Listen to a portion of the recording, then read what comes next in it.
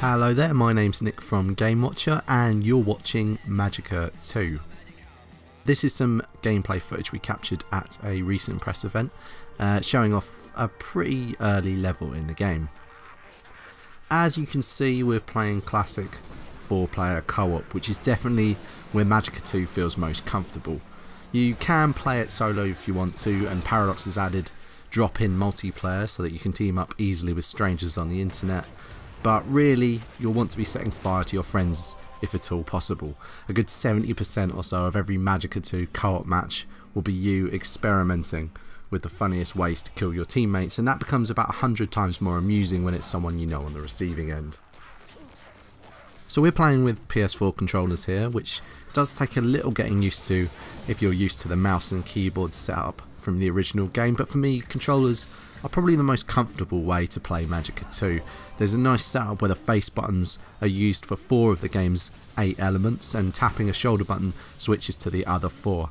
It's about as intuitive as Magicka's intentionally baffling control system ever gets, and after about 10 or 15 minutes sort of fumbling around, I got the hang of it. Of course, if you do prefer the classical mouse and keyboard style, you can use that as well. So in terms of how Magicka 2 plays, there are a few things that have changed since the original game. It feels a lot faster for one. You can now cast your spells while on the move, which combined with a greater number of enemies on screen, gives things a hectic feel that kind of reminds me of Diablo 3's fast-paced action. I think I've already seen more enemy types on display than in the whole of the original game, and each of them requires you to think tactically on the fly. Case in point, these huge crab fellas here. They're essentially invulnerable to attacks from the front, so one player has to keep them distracted while the other flanks behind to damage them or freeze them in place. There's also a really nice touch where if you steam, which is combining fire and water, if you steam the crabs, they turn red, like in a cartoon, which I kind of liked. Adding to the complication in this particular battle, you can see it takes place in an enclosed arena which can only be exited after you set a water wheel spinning using your water magic, which makes for a great little co-op challenge as one of your party frantically tries to open the gate while the others desperately fend off a horde of crabs. There seems to be this kind of more varied approach for each combat encounter, which bodes well for the larger game.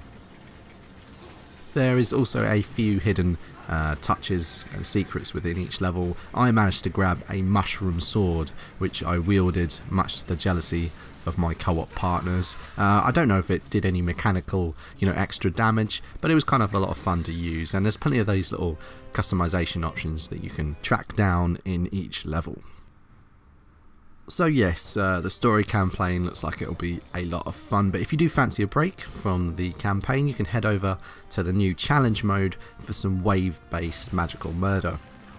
Played straight, this is a fairly unremarkable survival mode that pits you against a series of increasingly dangerous enemies, but you can liven it up a lot by using Magicka 2's new Artefacts system. So Artefacts are essentially a series of modifiers that can be applied to radically change the way the game plays.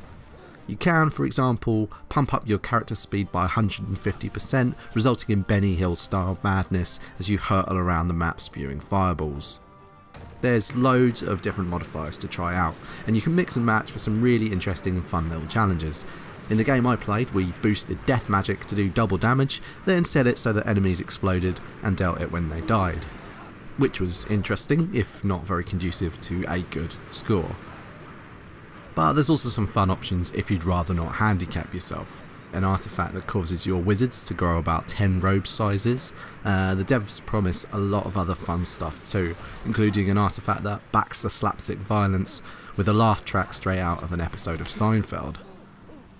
Magicka has always had an impish sense of humour, and I can imagine the development team at Pieces Software has a sack full of ridiculous ideas in store for the Artefacts system. It's a clever concept that essentially gives you a limited set of mod tools to play around with. It's not restricted to challenge mode either, so if you do fancy playing through a campaign with 1000% friendly fire damage active and turning your teammates into a thin smear of gristle with a series of well-aimed fire boulders, possibly ending a few friendships in the process, feel free to do so. So the whole artifact system slots neatly into the chaotic playground that is the Magicka series, and I imagine it will keep fans busy for a long time after they've completed the story campaign and had their fill of vanilla challenge mode. The hands-on session I played was with a few fellow journalists, and it became a sort of ridiculous game of one-upmanship as we competed to come up with the most ludicrous, insane set of rules possible. It was pure, madcap, silly fun. You'll be able to create your own personal list of rules for Wizard Fight Club when Magicka 2 launches later this year.